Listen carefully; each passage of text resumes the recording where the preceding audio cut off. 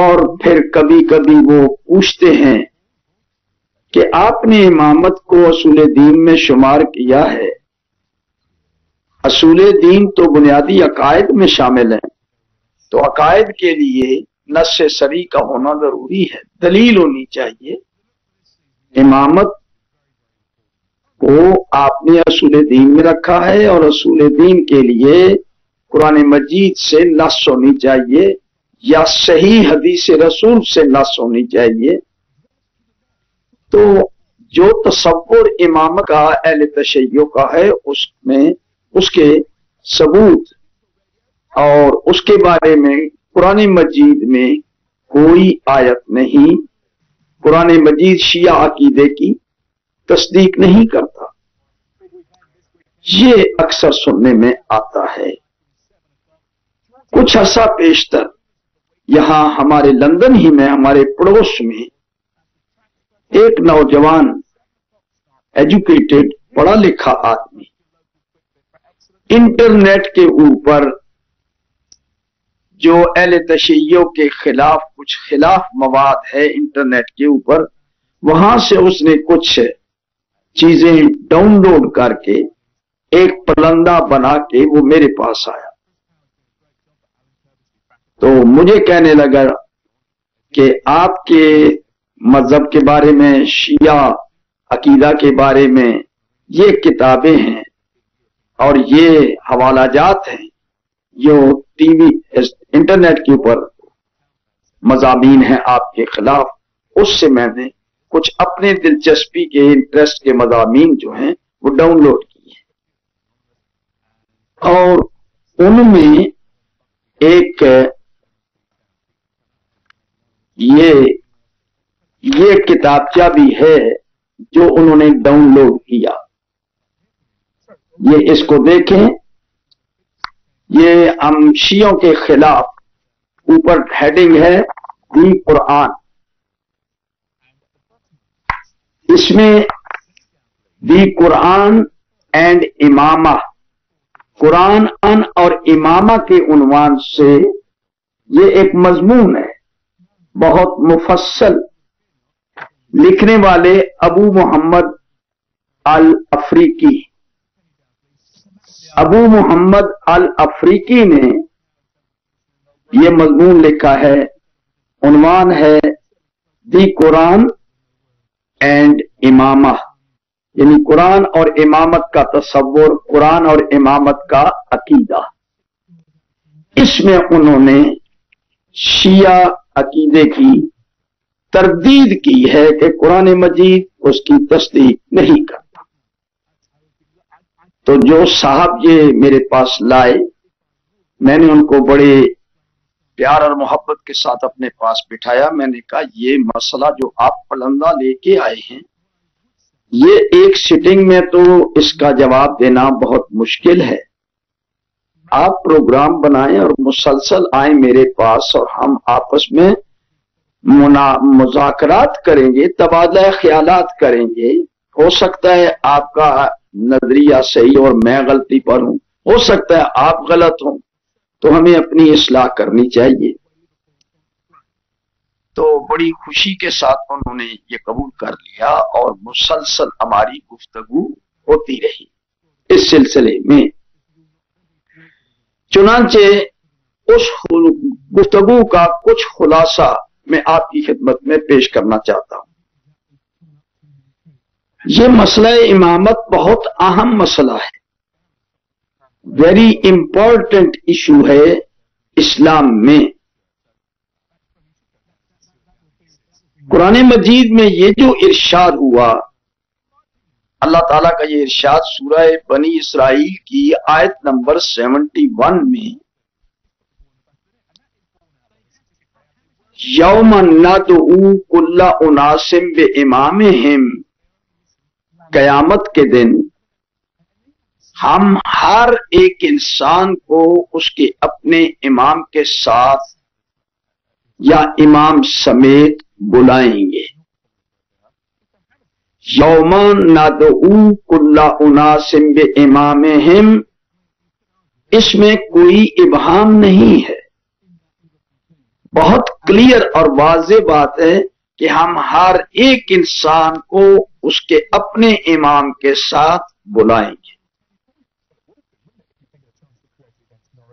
اس کے بعد ارشاد ہوتا ہے فمن اوتے یا کتابہ بیمینہ ہی، اور جس کسی کو اس کی کتاب یعنی اعمال نامہ، فمن اوتیا کتابہ بیمینہ ہی، جس کسی کو اس کی کتاب اس کے دائیں ہاتھ میں دی گئی تو وہ اپنی اس کتاب کو پڑھیں گے. فَأُولَئِكَ يَقْرَؤُونَ كِتَابَهُمْ وَلَا يُظْلَمُونَ فَتِيلًا، وہ لوگ اپنی کتاب کو خوشی سے پڑھیں گے، مسرت سے پڑھیں گے، اور ان پر ایک داغے کے برابر بھی ذرا برابر بھی ان پر زیادتی یا ظلم نہیں ہوگا، وہ کامیاب ہے. یہ آیت نمبر 71 ہے. اس کے بعد اگلی آیت ہے، اسی سلسلے میں ہے، امامت کے سلسلے میں، جو کوئی اس دنیا میں اندھا رہا وَمَنْ كَانَ فِي هَٰذِهِ أَعْمَىٰ فَهُوَ فِي الْآخِرَةِ أَعْمَىٰ وَأَضَلُّ سَبِيلًا. اس آیہ مجیدہ کو رسول اکرم کی احادیث کی روشنی میں حضور نے جو کچھ اس آیت کے ذیل میں فرمایا ہے، حضور نے اسی آیت کے ذیل میں یہ فرمایا ہے کہ من مات ولم یعرف امام زمانے ہی فقط مات متۃ جاہلیہ، جو مر گیا اور اس نے اگر اپنے زمانے کے امام کو نہیں پہچانا تو جہالت کی موت مر گیا. جناب ختمی مرتبت کا ارشاد ہے، اپنی امت کے لیے ہے، امم سابقہ کے لیے نہیں. اپنی امت کو قیامت تک کے لیے بتا رہے ہیں. رسول اکرم صلی اللہ علیہ وآلہ وسلم کا ارشاد گرامی ہے اور بڑی مشہور یہ حدیث ہے. منصب امامت میں شاہ اسماعیل شہید نے اس کو جلی حروف کے ساتھ پیش کیا ہے. من مات ولم یعرف امام زمانے ہی فقط مات میتۃ جاہلیہ، جو مر گیا اور اس نے اپنے زمانے کے امام کو نہیں پہچانا وہ جہالت کی موت مر گیا. اب دونوں آیتوں کو پڑھتے ہوئے کہ ہر ایک انسان کو اپنے امام کے ساتھ بلایا جائے گا، پھر جس کسی کو اعمال نامہ دائیں ہاتھ میں دیا جائے گا وہ سارے اپنے اعمال نامے کو پڑھیں گے، وہ خوش ہوں گے، کامیاب ہیں، مسرور ہوں گے، ان پر کوئی ذرا بھی زیادتی نہیں ہوگی.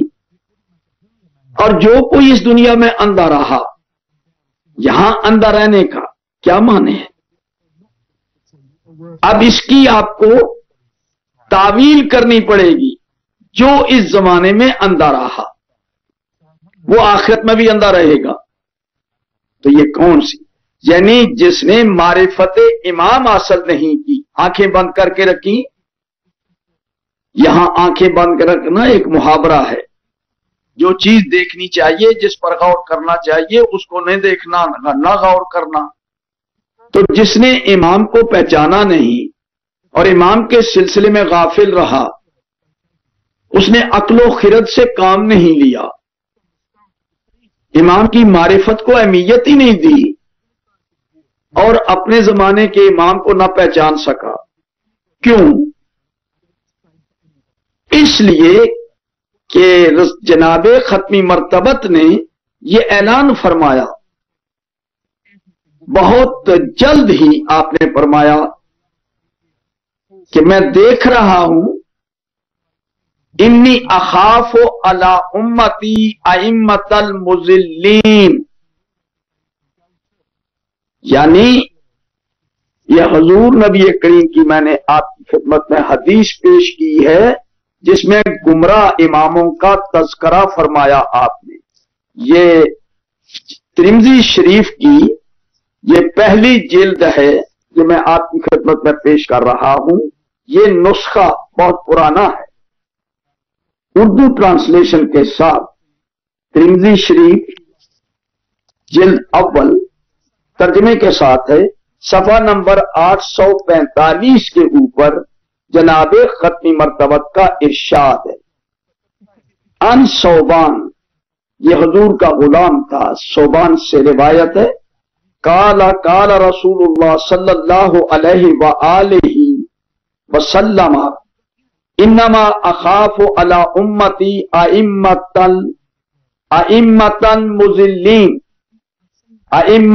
مضلین، مجھے خوف ہے کہ میری امت پر گمراہ امام مسلط ہوں گے۔ قال، پھر رسول اکرم نے فرمایا، قال رسول اللہ صلی اللہ علیہ وسلم لا تزال طائفۃ من امتی علی الحق ظاہرین لا یضرهم من خذلهم حتی یاتی امر اللہ۔ جہاں آپ نے گمراہ اماموں کے مسلط ہونے کا امت کے اوپر خدشہ ظاہر کیا، وہاں آپ نے یہ بھی فرما دیا، یہاں امید کی کرن بھی بتا دی کہ نہیں کچھ بندے ایسے ہوں گے، ایک طائفہ ایسا ہوگا جو بالکل حق پر ہوگا، ایک طائفہ یعنی سارے کے سارے گمراہوں کی پیروی میں نہیں ہوں گے، گمراہ اماموں کے پیچھے نہیں چلیں گے، بلکہ ایک طائفہ اللہ تعالیٰ رسول پاک کہہ رہے ہیں کہ ایک طائفہ ایسا بھی ہے جو کہ لا تزال طائفۃ من امتی، نہیں زوال آئے گا اس طائفے کو جو میری امت میں ہوگا علی الحق، حق کے اوپر۔ ایک طائفہ، ایک گروہ حق پر بھی ہوگا، یعنی گمراہ امام بھی ہوں گے، ان کا خطرہ ہے، اور لیکن اس کے ساتھ ساتھ ایک طائفہ حق پر ہوگا، ظاہرین، اور وہ حق پر غالب رہیں گے، یعنی وہ اپنے مشن میں کامیاب ہیں۔ وہ ظاہرین ہوتا ہے غالب رہنے والے، لا یضرهم من خذلهم، اور جو ان کو چھوڑ دے گا وہ ان کو کوئی نقصان نہیں پہنچا سکے گا، حتی یاتی امر اللہ، یہاں تک کہ اللہ کا امر آ جائے۔ تو میرے محترم ناظرین و سامعین، میں نے اپنے اس عزیز کو یہ بتایا کہ میرے عزیز شیعہ کنسپٹ کو سمجھنے کے لیے آپ پہلے اس ایشو کو اچھی طرح سمجھیں۔ یہ آیہ مجیدہ جو میں نے آپ کی خدمت میں پیش کی ہے، یہ امامت کے لیے نص ہے، نص صریح ہے، کیونکہ اس کی تائید میں رسول اللہ نے فرمایا، رسول اللہ نے وارننگ دی، اپنی امت کو وارننگ دی، صحابہ کرام کو کہ بی کیئرفل، میں دیکھ رہا ہوں کہ میری امت کے اوپر گمراہ امام مسلط ہوں گے اور ان کا مجھے خوف ہے۔ اس لیے آپ نے فرمایا جو مر گیا اور اس نے اپنے زمانے کے امام کو نہ پہچانا وہ جہالت کی موت مر گیا، لیکن اس کے ساتھ ایک طائفہ ایسا بھی ہے امت محمدیہ میں جو ہمیشہ حق سے ساتھ رہے گا اور حق اس کے ساتھ رہے گا۔ تو میں عرض کرنا چاہتا ہوں، اس آیت کے ہوتے ہوئے رسول اکرم نے جب یہ ظاہر کر دیا کہ امام غلط بھی ہیں اور امام اچھے بھی ہیں، چنانچہ قرآن مجید کے اندر ذکر آتا ہے اچھے اماموں کا، گمراہ اماموں کا بھی ہے، اور اچھے ہادی اماموں کا بھی ذکر ہے۔ سورہ انبیاء میں ہے وَجَعَلْنَاهُمْ أَئِمَّةً يَهْدُونَ بِأَمْرِنَا وَأَوْحَيْنَا إِلَيْهِمْ فِعْلَ الْخَيْرَاتِ وَإِقَامِ الصَّلَاةِ وَإِيتَاءِ الزَّكَاةِ وَكَانُوا لَنَا عَابِدِينَ۔ سورہ انبیاء میں، یعنی انبیاء